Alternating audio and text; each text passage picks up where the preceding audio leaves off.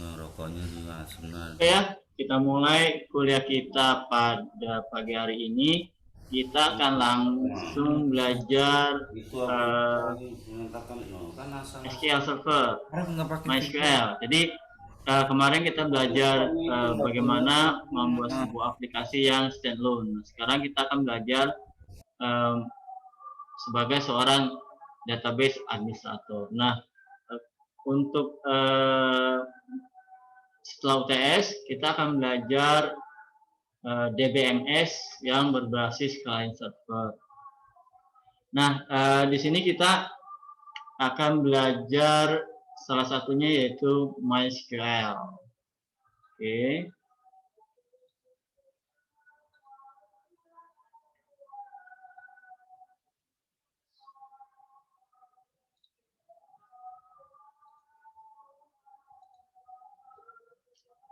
Kelihatan ya? Kelihatan ya? Oke. Nah, kita akan belajar MySQL. Jadi di sini kita belajarnya dengan menggunakan command line interface atau CLI, command line interface-nya ya.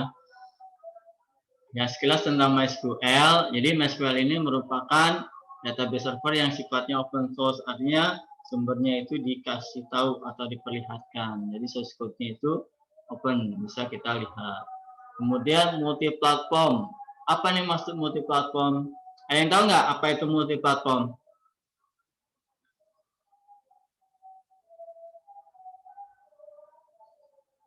Halo?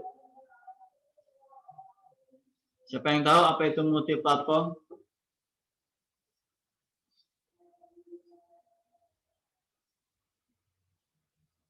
Nggak ada yang tahu? Multi itu artinya banyak.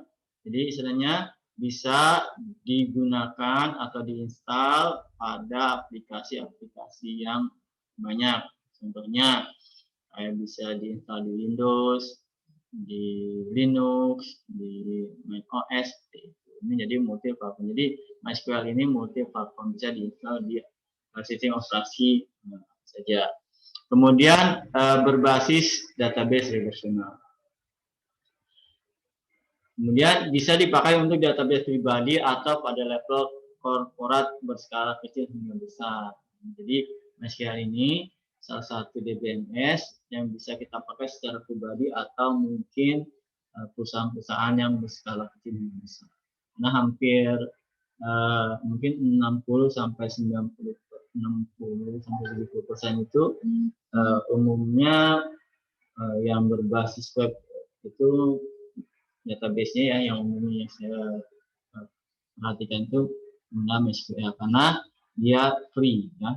Ada juga yang bersifat komersial. Kemudian menggunakan SQL untuk mendukung pengaksesan data atau query. Nah, SQL ini apa? Yaitu struktur query language digunakan untuk mengakses basis data secara relasional. Kemudian sifatnya standar, bisa dipakai untuk basis data relasional lainnya. Perintah SQL dapat dibagi menjadi DDL dan DNL. Nanti juga ada yang ini DCL, bukan DCL, DDL. Apa itu DDL? Data Definition Language, dan DML, Data Manipulation Language. Nah, sekarang kita akan belajar perintah DDL, yaitu Definition Data Language ya. Digunakan untuk kepentingan penciptaan database, tabel, hingga penghapusan database atau tabel. Contohnya apa? Create database, create table, drop table, upper table. Nah, kemarin kita belajar yang standalone itu sebetulnya secara source code-nya atau secara dasarnya yaitu adalah create database. Jadi pada saat kita create create project, nah itu sebetulnya adalah kita membuat database. Kemudian pada saat kita create table, nah itu pun sebenarnya kita membuat create table. Menghapus pun begitu, kalau di Excel kan kalau delete sebetulnya istilahnya adalah drop table. Kemudian mengubah nama tabel alter, jadi menggunakan alter. Jadi nanti ini adalah sintak-sintaknya seperti itu. Ini sintak untuk perintah DML. Kemudian perintah DML, data manipulation language-nya. Ya, jadi digunakan untuk memanipulasi data. Contohnya pas select. Select ini istilahnya untuk mengambil data. Mungkin istilah dengan retrieve, mengambil. Jadi kalau retrieve ini, jadi kalau kalian dengan read, update, dan retrieve, nah, ini salah satunya adalah select. Jadi sintaknya mengambil data. Delete ini menghapus, insert ini menyisipkan data atau menambahkan data. Jadi perintah sintaknya nanti insert. Kemudian mengubah, ini biasanya kita kenal dengan istilah edit. Sementara nanti kalau di dalam perintah MySQL-nya itu atau SQL-nya itu adalah update, bukan edit. Jadi nanti kalau kita ingin mengupdate atau mengubah nama seseorang, perintahnya bukan edit, tetapi update.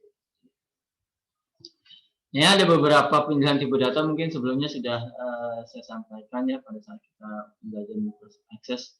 Jadi ada beberapa tipe data. Yang pertama char, ini teks dengan maksimal 255 karakter, kemudian varchar, teks maksimal 255 karakter dan bersifat variabel. Teks yang panjang maksimal 65.535. Nah, kemudian ada pertanyaan nih, apa bedanya char dengan varchar? Ada yang bisa jawab nggak? Mungkin ada yang pernah dengar apa itu perbedaan karakter dengan variabel karakter?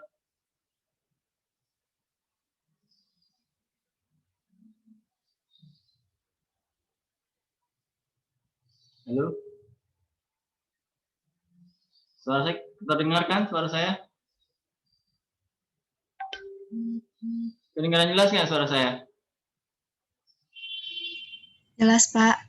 Oh, jelas. Jelas, Pak. Jelas ya. Nah, kalau nggak jelas, saya kayak ngomong sendirian. Nggak jelas. Oke, apa nih? Ada yang tahu nggak apa bedanya karakter dengan variabel karakter? Kalau char untuk ID atau KTP apa ya? Gimana, Ki? Kalau char itu kayak ID ya, ID nomor ini KTP. Oh, itu. NPM ya. Varchar? Kalau varchar ya apa ya? Nama, alamat, tanggal lahir gitu ya. Oh, gitu. Oke, itu dalam contohnya. Ya. Jadi sebetulnya secara ilmiah antara varchar dengan variabel karakter itu bedanya adalah pada saat penyimpanan sebetulnya. Jadi sama, kalau kita mau pakai varchar pun nggak apa-apa kalau kayak ini sebetulnya nggak apa-apa. Tetapi di sini untuk perbedaan secara signifikannya adalah kalau karakter itu yang disimpan adalah panjang kolomnya. Sementara kalau varchar itu adalah isi datanya. Contohnya apa? Ali. Ali ini kita buat karakternya 5. Maka yang disimpan adalah 5. Walaupun isi datanya 3. Ali itu 3 karakter. Sementara kalau varchar itu kita setting 5. Tetapi isi datanya Ali. Maka yang kesimpan adalah 3. Jadi yang disimpan isi datanya gitu varchar. Maka dari itu untuk alamat tadi seperti Diki bilang atau sampaikan, lebih banyak menggunakan variabel karakter karena nanti yang disimpan itu bukan panjangnya gitu, tetapi yang dipakai yang diisi adalah isi datanya itu. Jadi kalau namanya 3 ya nanti yang kesimpan 3. Walaupun kita setting 50, tetapi tetap yang disimpan 3. Itu lebih ke arah situ. Oke, kalau teks ini biasanya kita bisa menggunakan ini fungsinya nanti kayak komentar-komentar, saran, kritik. Nah, ini yang status-status mungkin kayak kita sebut aja Facebook, mungkin Twitter. Biasanya ya mungkin mereka lebih menggunakan teks. Karena panjang maksimalnya 65.535 karakter. Oke, selanjutnya bilangan. Nah, ini bilangan ini ada yang namanya string integer, ini 1 byte, small integer, isinya nanti 2 byte. Integer bilangannya bersih nanti 4 byte, string integer itu 8 byte. Float ini bilangan pecahan, nanti yang disimpan 4 byte. Double atau real ini bilangan pecahan juga 8 byte. Cuma ada desimal atau numerik. Nah, nanti kita bisa tentukan nih kapan kita menggunakan tipe data bilangan. Jadi apabila suatu field atau kolom yang berisi nanti nilainya adalah hitungan, maka kita gunakan tipe datanya adalah dengan menggunakan tipe data bilangan. Gitu. Jadi jangan sampai nanti kita menghitung suatu data, tipe datanya varchar, maka tidak terhitung. Jadi lebih akan dikenal kalau memang kita nanti menggunakan tipe bilangan. Nah, untuk yang lain-lainnya, ini ada date, tanggal. Nah, bisa saja kalau kita membuat tanggal itu varchar atau teks. Sekarang tanggal 25 November 2020 bisa aja, tapi pada saat kita mau menghitung umur, usia, itu nanti akan sulit. Kalau memang kita tipe datanya berupa variabel karakter atau teks. Tapi kalau kita menggunakan sesuai dengan tipe datanya, tanggal ya tanggal, maka nanti akan lebih mudah dalam menghitung masa atau waktu atau usia, umur. Ada date time, ada time, ada enum. Ini adalah nilai enumerasi yang sudah kita tentukan. Jadi nilainya A, B, C, maka nilai yang selain A, B, C itu tidak akan bisa masuk karena sudah kita tentukan nilai enumerasinya. Kemudian ini tipe datanya biasanya ini untuk benar atau salah. Oke, nah dalam persiapan pemakaian MySQL kita yang pertama adalah install MySQL terlebih dahulu. Nah, MySQL ini memiliki beberapa tool. Salah satunya adalah program MySQL yang dipakai untuk mengakses database dari sisi klien. Ada juga program MySQL Admin, ini untuk mengolah MySQL dari sisi administrator sistem. Gitu. Nah, gimana cara mengoperasikan MySQL? Adapun pengoperasian MySQL ada dua cara. Yang pertama dengan command line interface atau command prompt biasanya. Kalau di Linux nanti terminal. Kemudian ada juga yang menggunakan tools YCY, yaitu what you see is what you get. Ini biasanya sudah berbasis GUI, graphic user interface, seperti exam, SQL front, SQL yoke, HTML admin, ada the designer dan lain-lain. Jadi ada dua cara untuk mengakses atau mengoperasikan MySQL. Nah, nanti kita akan belajar menggunakan command line atau CLI, karena ini adalah dasarnya. Kalau kita menggunakan YCW, toolsnya kayak apa istilahnya SQL yoke, SQL front atau HTML admin itu memang lebih mudah. Jadi kita belajar fondasinya, nanti suatu saat kita jadi programmer, jadi kita belajar sintak-sintaknya akan lebih mudah memahaminya. Oke, nah dalam pengoperasiannya, jadi nanti kita akan menggunakan di sini sistem operasi Windows yang kita install nanti XAMPP. Kenapa kita menggunakan XAMPP? Saya lebih senang karena program yang sudah include MySQL server, ada web server. Nanti ada tools manipulasi database-nya yang berbasis seperti PHP, MyAdmin. Oke, sekarang kita akan coba praktekkan. Jadi yang pertama, saya sudah install XAMPP di sini. XAMPP, buka XAMPP-nya, kita buka control panelnya, kemudian kita start aja di sini MySQL-nya. Kalau Apache ini adalah nanti untuk yang web server. Boleh di start, boleh. Ini nanti untuk yang web servernya, sementara MySQL ini adalah database-nya. Oke, ini sudah running. Nah, bagaimana kalau kita ingin menggunakan command line? Kita bisa buka command prompt. Di sini aja ketik command prompt di sini. Nah, ini akan seperti ini. Nanti masuk ke direktori tempat kita menginstal XAMPP. Kebetulan saya menginstal XAMPP-nya itu di D.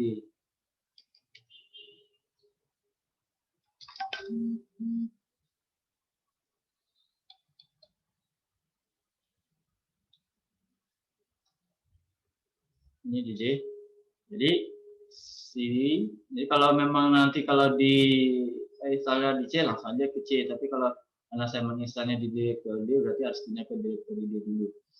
Jadi kita masukkan foldernya example garing ya MySQL garing bin. Nah ini kita artinya kita di sini sudah berada di dalam folder MySQL bin. Betul kalau kita secara explorer kita di sini aja bisa D XAMPP MySQL bin. Ini secara GUI-nya. Tapi kalau secara terminalnya kita gunakan seperti ini. Nah, ini hasilnya. Kemudian kita akan coba ya seperti ini ya. Nah, bagaimana kita mengakses MySQL? Perintah aja adalah MySQL min urut. Jadi MySQL min urut. Kita sudah berada di database MySQL. Kalau memang nanti tanpa password seperti ini adalah kita sudah berhasil masuk ke dalam aplikasi MySQL. Ya. Oke, sudah. Nah, sekarang kita akan membuat database pegawai. Kita tinggal bagaimana perintahnya? Perintahnya nanti tinggal create database pegawai. Ini ya. Kalau diakses kan kita tinggal ketika ini nama filenya, maka tinggal create maka otomatis bentuk file Microsoft Access. Tetapi kalau di MySQL kita perlu namanya sintak dulu di sini.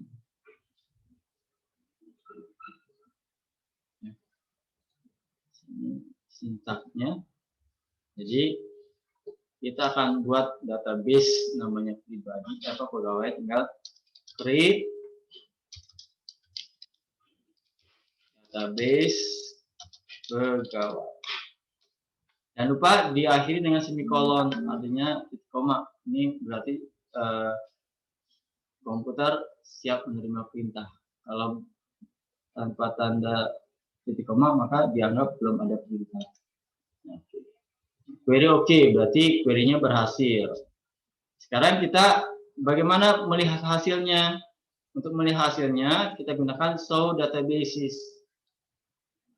Klik show database. Nah ini database yang ada di dalam servernya MySQL. Tadi apa kita buat? Kita buat tadi adalah pegawai. Nah ini sudah ada database namanya pegawai. Nah. Oke. Nah, sekarang bagaimana memilih database yang mau akan kita gunakan? Ini kan banyaknya database-nya. Memilihnya kita gunakan perintah use. Apa nama database-nya? Pegawai. Kalau ada bacaan database change berarti kita sudah berada di dalam database pegawai. Sekarang kita akan membuat tabel pribadi. Jadi ini sintaknya. Kalau di Access kan kita tinggal create, masukin field-fieldnya atau kolom-kolomnya. Tapi kalau di sini kita harus dengan menggunakan sintak. Oke. Sekarang kita buat sini aja. Create database. Tadi database. Sekarang kita klik table. Create table pribadi.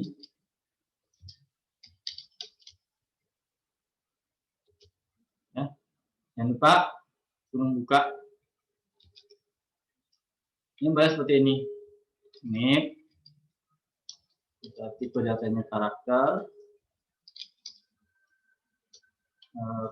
panjangnya 5, dimana kita buat not null, nggak boleh kosong, kita set sebagai primary key.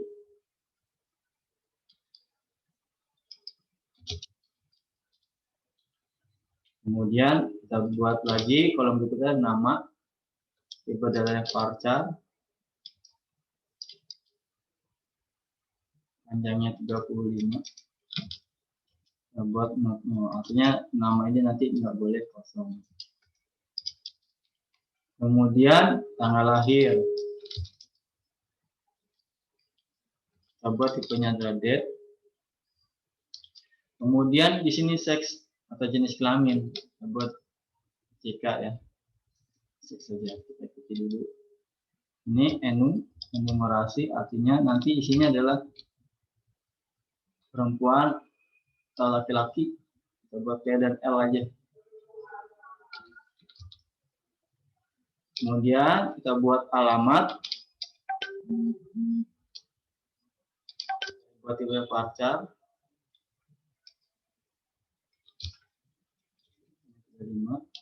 Kemudian kota, ini varchar, ini 15. Kemudian karena ini di akhir, jangan nggak boleh kita kasih koma, kita buat penutup aja langsung, titik koma. Nah, query oke. Berarti kita sudah membuat sebuah tabel di mana nama tabelnya adalah salah pribadi. Untuk melihatnya kita pilih show tables. Nah, ini. Jadi sudah ada tabel namanya tabel pribadi. Untuk melihat struktur tabelnya kita describe. DSC boleh describe ya. Tadi apa pribadi. Nah, ini. Maka ini adalah struktur tabel yang sudah kita buat dengan menggunakan command line interface. Oke.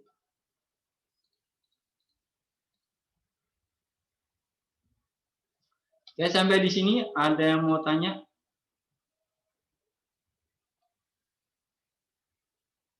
Ya, nanti ini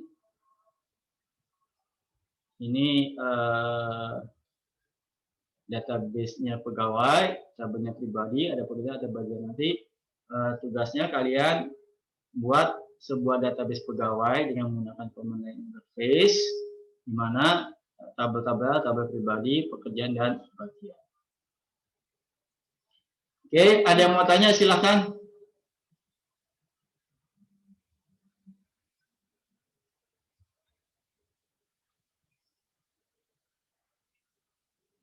Sampai di sini jelas?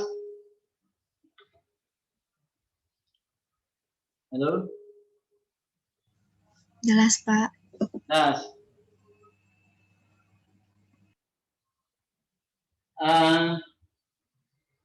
Ada yang mau tanya nggak?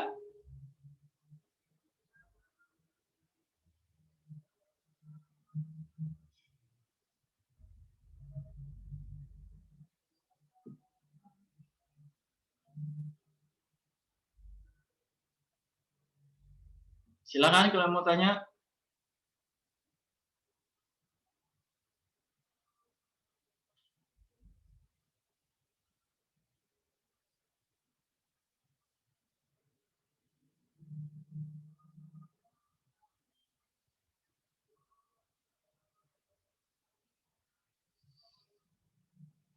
Nggak ada?